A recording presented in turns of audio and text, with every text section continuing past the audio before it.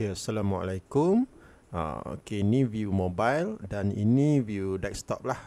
Okay, so kita tengok view desktop dulu. So untuk view desktop ni macam biasa kita buat under portfolio punya style. Lepas tu dia ada sedikit animation macam buku macam tu sebab dia satu portfolio besar kat sini kan. So portfolio ni pula terbahagi kepada beberapa kategori. So macam award, testimonial.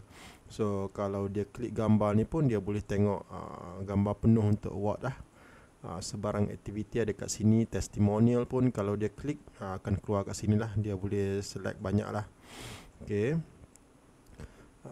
Lepas tu bahagian award ni ada kat sini semua. So kalau kerja ni dah alih, dia akan buka macam buku macam tu lah. So kat sini dia ada Facebook ataupun kita punya medsos, media sosial. Lepas tu dia ada bahagian info terkini.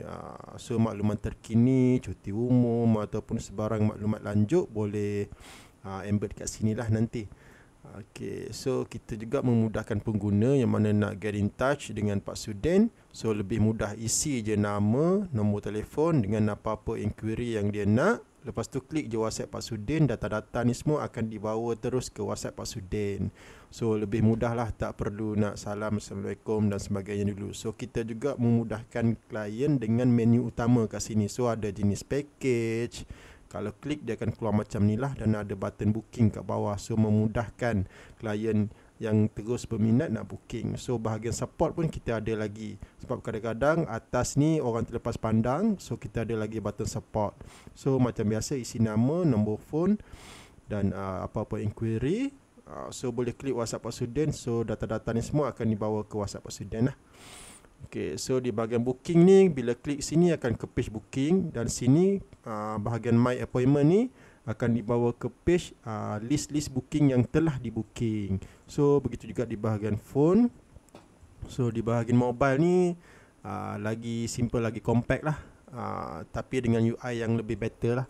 Okay, so dia ada menu button kat sini. Menu button ni daripada menu utama macam desktop tadi lah.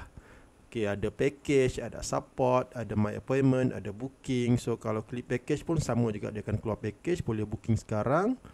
Dan kalau dia klik support pun dia akan keluar button support lah. Okay, so kalau kita turun bawah, kita akan tengok button booking sekarang ni. Sebab bagi yang dah trusted, sebab saya fikir memang Pak Din ni dah trusted, review dah banyak.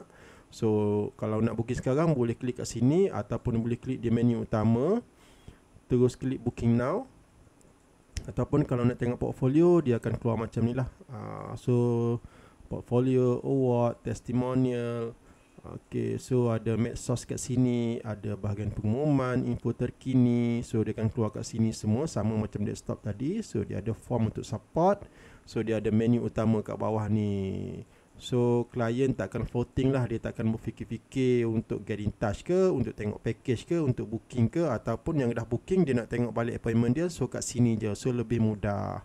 So kalau dia nak login pun boleh klik je login kat sini. Kalau admin boleh login kat sini. Kalau klien boleh login kat sini.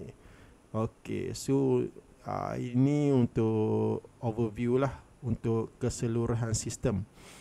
Okay, terima kasih.